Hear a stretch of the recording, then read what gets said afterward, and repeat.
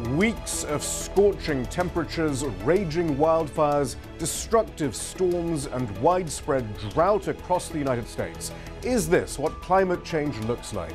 You're watching Inside Story Americas from Washington.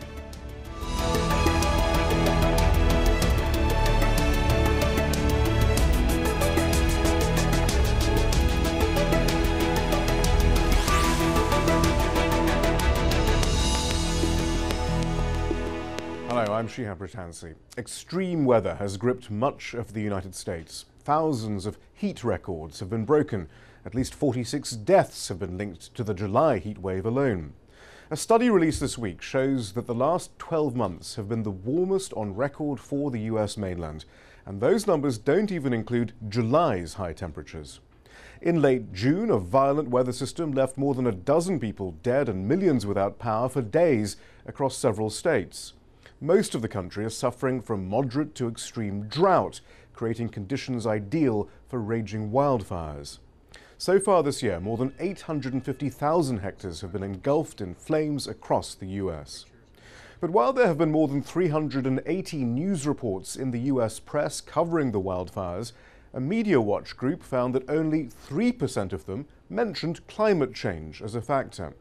And scientists have been reluctant to directly link the wild weather to climate change, but they do say it is consistent with global warming. However, a study released on Tuesday for the first time did directly link some recent weather events to climate change, including last year's heat waves in Texas and the UK. So, is this what global warming looks like? To discuss this, we're joined by Michael Mann, professor and director of Penn State's Earth Systems Science Center and author of The Hockey Stick and the Climate War. We also have Bob Deans, the associate director of communications for the Natural Resources Defense Council. And from New York, we're joined by Heidi Cullum, the vice president for external communications and the chief climatologist for Climate Central. Bob Deans, first of all, then help us contextualize what we're witnessing. Just how extreme are these weather events? Well, I think your setup sort of postcards from the future of climate change, which seems to be here today. We talk about heat, drought, and fire. Heat, we've had temperatures of 112 degrees in Georgia, 113 in South Carolina. In Kansas, it was 118 degrees. Now, you leave a candle on your porch in that kind of temperature, and it melts like a stick of butter. Drought. 56% of the country is now under drought conditions. That's enormous. We have crops withering in the fields, livestock are suffering, lakes are drying up. This is a serious drought. And fire, wildfires. As of yesterday, we'd had more than 30,000 wildfires across the country, burning 2.7 million acres of land. So this is the face of climate change. I called the National Center for Atmospheric Research today, and they said, this is not your grandfather's summer. This is a future summer. All right, but Professor Mann, then, can a climate scientist then be so sure this is, these are the warnings that we have long had are coming to pass right now? Climate change is happening. It's causing all of these different weather events. Well, we can say, there's a certain randomness to weather. The precise temperature we get on any given day is going to depend on vagaries of the weather. But what we're seeing right now is a clear loading of the weather dice towards these more extreme temperatures that we're seeing. And there's a context for it. If you look at the past decade, we have seen all-time records for warmth in the U.S. broken at twice the rate we would expect from chance alone. Thus far this year, that ratio is closer to 10 to 1. So we are seeing the loading of the weather dice in the extreme temperatures. Right, as terrifying and startling as that is, it doesn't seem to be quite as emphatic as Bob Dean's statement that this is climate change. Or at least, actually, even you were quite careful, actually. You said it was a snapshot to the future of climate change. So, I mean, is that then, is that the point, though? I mean, it's consistent with climate change. It follows all the models that you have with startling accuracy, but you can't pinpoint the moment or the event that actually is being caused by climate change then. Well, let me use an analogy. Take a baseball player who starts taking steroids one season, and you see they're hitting more and more home runs over the course of that season. Now, can you point to any one of those home runs and say it was because of the steroids? Well, no. but you're asking the wrong question. If the question is, were many of these additional home runs that he was hitting due to the steroids, the answer is yes. And what we are seeing right now is weather on steroids, on the steroids of climate change. But Heidi Cullen, though, as someone who has often also tried to explain climate change and its effects to the public in your various roles, is that a question you can't simply answer, even though it's constantly asked, I'm sure, as to whether a weather event, a specific weather event, is directly attributable to human actions? Yes, this is, the classic weather autopsy question, right? Determining the cause of death or determining the exact cause of a weather event. And I think it is really important to keep in mind that there's a number of different factors that go into play in the creation of any given weather event. And we can do attribution studies. Climate scientists do this. In fact, we've studied, for example, the European heat wave of 2003. And what we were able to do after the fact was basically say that human actions, the burning of fossil fuels and other actions, basically doubled or possibly quadrupled the likelihood of that heat wave. So that's kind of the scientific language. And I think it's an opportunity to maybe pinpoint the difference between, say, a meteorologist and a climate scientist like Mike and I, where our jobs are to help people think about the long-term risks that are building up within our climate system right now. So when we keep in mind the time lags inherent within our climate system, we're basically loading the dice for more and more of these extremes, and it really puts us in harm's way.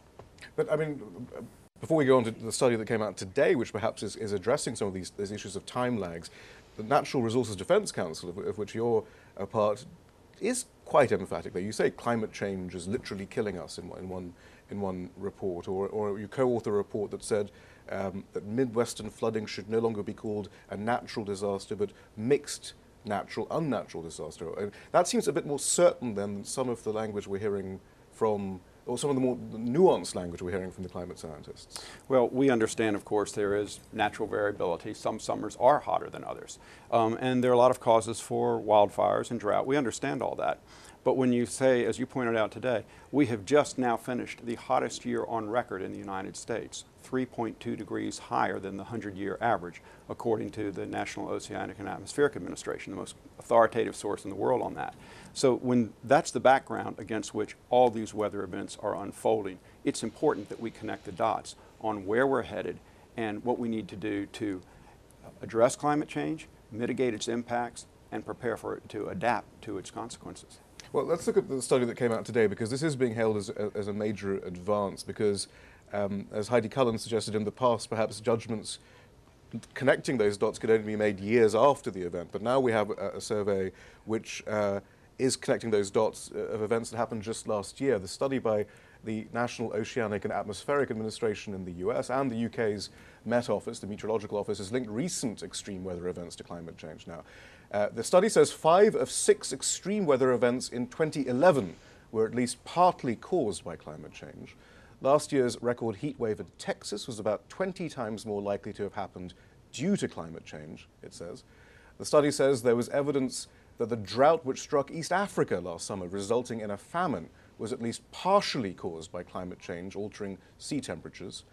And last year's record warm November in the UK was at least 60 times more likely to have happened due to climate change than natural variations in weather systems. Professor Mann, then, before we look at some of the wider significance of that, as we look at those findings, does it actually mean that there is a distinct fingerprint of human-caused climate change as opposed to natural variations and fluctuations in the climate, then, to help us get to those sort of conclusions? Yeah, and that's what, in these attribution studies, that's literally what they're doing. They use models that provide some estimate of what the natural variability would be in the absence of climate change, and they can take a particular event and see how often it occurred as a consequence of natural variability. And if it was extremely unlikely to be due to natural variability, then you can attach some likelihood to climate change having had a role. And it's intrinsically probabilistic. You can never say with 100% certainty that climate change caused that event. What you can say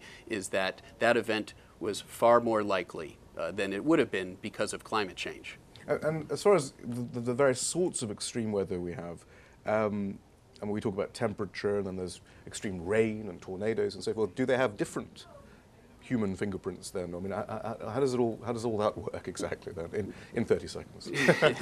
Well, they do, and sometimes they come together in ways that we didn't anticipate, and it's one of the reminders that there are potential surprises that lurk out there, things that could happen that we haven't even anticipated as a result of climate change. And if we look at the wildfires in Colorado, what you had was, forgive the term, a perfect storm of consequences related, each of which was related to climate change. You had an unusually large amount of fuel for the fire, dead wood because of the blight due to infestations of forests in the region, associated with relatively warm winters that don't cool off the insects.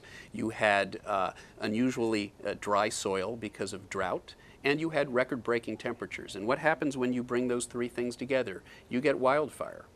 But I wonder whether it's also that complexity that maybe means that in the media coverage, there's a reluctance to deal with it because it's rather difficult to summarize some of this, especially when it's actually also combined with natural fluctuations or natural changes in habitat or whatever, you know, in these regions and so forth. If we were simply talking about the likelihood of a human contribution to weather patterns, the increase of risk and so forth, perhaps journalists are actually looking for, well, look, is it climate change or isn't it climate change? Whereas you're just talking about then, well, clearly it's contributing and clearly there's this increase in risk, which is a slightly different concept. Right. I mean, if you were told that if you engage in some particular behavior, the chance of you dying within the next week will be 20 times higher, you would probably avoid that course of action. And so, I mean, we have to always make decisions in the face of uncertainty. There will never be absolute certainty with regard to any of the impacts of climate change. But just as we purchase fire insurance for our homes, not because we think they're going to burn down, but because we know it would be catastrophic in the event that they do, we should be taking insurance against climate change. And Bob Deans, I mean, this report also said, though, that while there was a connection with climate change in Texas and in the UK there, it also said, though, that the winter in Britain in 2010 and to 11 and the Thai floods of 2011 were not attributable to climate change. So you wonder then whether that kind of throws people off. They kind of want a sort of an all-encompassing answer of whether weather fluctuations are now being affected or not, basically. Well, when you look at it globally, the trend is clear. We have children in Kenya walking 20 miles for a cup of clean water now, where they used to have fresh water supplies because of widening desertification. We have lost a third of our Arctic ice over the past 30 years. We have photographs from the Pentagon that they take 14 times a day for 30 years that proves that. So we've now seen these manifestations. We're seeing parts of the United States finding themselves suddenly on the front lines of these changes, and that's why people are finally paying attention. But Heidi Cullen, then, as we look at the public understanding of climate change and indeed the attitude of the media, is that the major problem there? How to draw attention to human-caused climate change as a key driver of all these events without being able to necessarily attribute definitively human activity as the cause of specific weather events? Yeah, and I think that we place the bar too high in some cases with respect to climate change. I mean, it's basically like looking at our stock market right now and just asking the question, to what extent does the global recession impact each individual stock, right? It's really just the need to put these events into context and then to really help people process what kind of risk we're dealing with here, which is, basically when you begin to say that there's a 20 times greater risk now of a drought in Texas, when you begin to fast forward that into the future, what it's saying is that if we continue on the path that we're currently on, we are really, really putting ourselves in harm's way to a massive extent. I mean, we're just putting ourselves out there for these kinds of risks. And I guess, one way that I look at it is that climate change increases your likelihood of being unlucky. And as scientists, our job is to say it's better to be smart than lucky, and there's ways to prepare about this. And the U.S. National Academy of Sciences actually came out with a report recently that said, look, there's going to be uncertainty always, but we know enough about our climate problem to know that it's serious and that we need to get started right away. And as scientists, I just think it's our job to help people process these risks. And the media does tend to want this kind of lone gunman theory where, climate change caused that event. And obviously we know that the world is more complex than that. And at a certain point, we're all ready to move on to the next phase of the conversation. And sometimes, people don't really know where that conversation is going to go. And so we get trapped in this, was this global warming or not? Well, yeah, the answer is yes. We're seeing signs of climate change already, and they will simply get worse as time moves forward. All right, well, clearly a lot of work needs to be done. There's another report then by the watchdog group Media Matters. They analysed coverage of the Western wildfires across mainstream television and print outlets between April the 1st and June the 30th. There were 258 segments focusing on US wildfires on television, but only 4 mentioned climate change as a possible factor. There were 135 print articles. 8 mentioned global warming. So just 3% of stories on the wildfires even raised the question of climate change as a factor, despite the fact that multiple studies have determined that climate conditions influence the development of wildfires. Heidi Cullen, though, is there any great conspiracy, or as you suggest, as with the coverage of the financial crisis or Iraq or various other topics, there just isn't that much interest in depth and background in a newsroom, and the day-to-day? I mean, is there a conspiracy, do you think, or is it just perhaps a lack of interest, or maybe some journalists aren't terribly good? I don't know. But yeah, well, I wouldn't go that far. I think there's a lot of great journalists out there who want to cover this story. It's a tough story to cover. It's not always incredibly visual. When we have these opportunities to talk about extreme weather, it does become very interesting. That said, I do think we have a tendency to compartmentalize our weather and our climate, our economic coverage from our daily stock market update. And overall, we do know that, since 2006, 2007, we've really seen a drop-off in coverage overall. And, when there's less discussion about this issue, about climate change, about our role in changing the planet, people become less interested. And, and so then it does. I mean, talk about feedbacks, right? This becomes a feedback where the less people hear about this issue, the less concerned they are about it. When, 2011, basically we broke records in terms of the number of billion-dollar weather disasters. And so, we can see that this is an issue that has massive economic implications at a time when we're already being hard hit economically. So, should the media cover it more? Is it hard to cover? Yes. But these extreme events do, I think, pose an important moment to pause and reflect and give people the larger context. I just think it can be really helpful in helping people, like Mike said, connect the dots. But Professor Michael Band, do you feel that there's still a great pressure? I mean, do you sense a great pressure then to give a sense of balance, this is in quotation marks, whenever we talk about climate change now, to give equal time to those who don't even accept the science of climate change, even though they don't necessarily reflect the overwhelming majority of the scientific community, and often are found to be funded by, big energy or car companies who at least publicly profess to believe in climate change now. But I mean, do you feel that's still an issue there? Well, it is. I talk about this in my book, in fact. I call it the false objectivity of balance. And there is a tendency increasingly to treat matters of science or science-informed policy issues like climate change, to treat them as if they are just another political issue, where there are two sides that have an equal place at the table. And that simply isn't true in matters of science. I mean, if you were to take it to its logical conclusion, you would think that every time you interview a NASA astronaut about some interesting new finding in space science, you need to have a member of the Flat Earth Society on the other side of the table. So there has been a tendency to play into this false balance, and I think it has led the public to think that the science is far less certain than it is. If you poll scientists who work in this field as to whether they accept the basic scientific consensus that the planet is warming, the climate is changing, and we're largely responsible for it, you would find an overwhelming majority of publishing active scientists, more than 99% would say yes. And yet when you poll the public on this issue, that number is at best maybe 2/3. Do you think where those who perhaps have a vested interest in denying climate change do find their way in, there is in some of that uncertainty within the certainty that we were talking about earlier on. That in the end, though, all you can really talk about is the multiplications of risk and the possibility, and that sort of thing. You can't get that definitive attribution. Do you think, Bob Deans, that that's actually where then other malicious actors can perhaps find their way in then? Well, absolutely. But I think what's happened in this summer is this whole issue has come out of the lab and into our cornfields, into our lakes, into our bedrooms.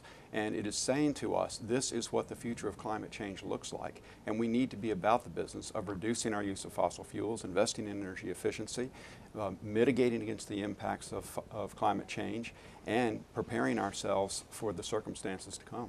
By the way, Professor Mann, are you still being smeared actively, do you think, by those sorts of actors? Then? Well, there has been an effort to poison the public discourse over this issue, to confuse the public about the science, in the cynical belief that if they can convince the public that there is no scientific consensus, then there won't be a call to action, and we won't shift away from our current reliance on fossil fuels. And one can understand that there are vested interests who don't want to see us shift away from our reliance on fossil fuels, and they have spent tens of millions of dollars in trying to poison the discourse on this issue. And so rather than having the good faith debate that we could be having about what policies to enact to deal with the problem, we are still in the U.S. debating whether or not the problem exists, and that simply isn't reasonable. Heidi Cullen, where are we in that debate in the U.S., though? I mean, as we look at public understanding then of climate change, I mean, it seems that a lot of Americans do actually seem to accept climate change, don't they? Well, Shihab, I think it's important to say that for a lot of Americans, climate change is still an issue that happens on far away timescales and in far away places. So it's not an issue that a lot of Americans actually think is happening right here and right now, which is why when we talk about the weather, it becomes really important to add the climate context. And interestingly enough, when you ask Americans what image comes to mind when they think about climate change, the majority still say melting ice, which again is a very remote kind of image. And instead, I do think as scientists, our responsibility is to say, what, climate change is actually happening right here, right now, in your own backyard, and it looks like droughts. We're probably not helping with the stock footage we're using right now, actually, on the screens behind us, actually. With that. Oh, you're showing melting ice? Yeah, I think we are. Well, and we should be showing wilting corn. Exactly. Well, we were showing wilting corn. Wilting corn. Right, but I do think that it does sort of highlight that why climate change is a tricky issue to report on, because again, what does a heat wave look like? In the media, I know that we struggle all the time with how do you show a heat wave? You show a child playing we're attempting to do right now, actually, right? as you say. But Bob Deans, how does this affect the really substantive, important political decisions that have to happen now? I mean, we've seen President Obama. I mean, his performance at Rio +20, the summit was pretty, not terribly well received by the environmental community, to say the least. We see this focus on offsets and things like this as concepts when it comes to carbon dioxide, which don't necessarily reduce emissions of carbon dioxide in the end. Is this public discourse having a direct effect, do you think, on the sort of policy reaction that we're getting from the government then? I think what's having an impact is the big oil companies, the petrochemical companies, the old line polluters who are spending, as Michael said, hundreds of millions of dollars every year. So is the public discourse actually, in that sense, quite irrelevant? In the end, this is about lobbying and corruption and the old stuff that happens in Washington. Absolutely, anyway, because the public is not the one asking for this unmitigated assault on our environmental safeguards and on our ability to combat climate. President Obama understands that climate's a problem. He has proposed a long list of things to do about it, and we're making a lot of progress. But you've had the Republicans in the House voting to strip the EPA of its authority to reduce greenhouse gas emissions. This is not helpful, and the American people need to stand up and tell their representatives, no, this is not what we want to do. That's where this public understanding comes in, though, because there's absolutely no grassroots pressure then being produced as a result of the mainstream media discourse, Professor. Yes, at the same time, I think increasingly people are looking out their windows. They're seeing what's unfolding around them, and at some point, it's increasingly difficult to argue that the problem doesn't exist. No matter how many tens of millions of dollars you throw at misleading advertising and the establishment of front groups who are there to convince the public that the science is grossly uncertain, people people are seeing this unfold around them. And I think that that is making a difference. I think it's breaking through. It's like the old Marx Brothers line, who are you going to believe, me or your lying eyes? Bob Deans, thank you very much. Professor Michael Mann, thank you. Heidi Cullen, thank you very much to you. And that's all from the team in Washington, D.C. for now. Don't forget to follow us on Twitter and Facebook, where you can find more information about the program. And we want to hear from you. Tell us what stories you think we should be covering. Send your ideas directly to us at insidestory@aljazeera.net.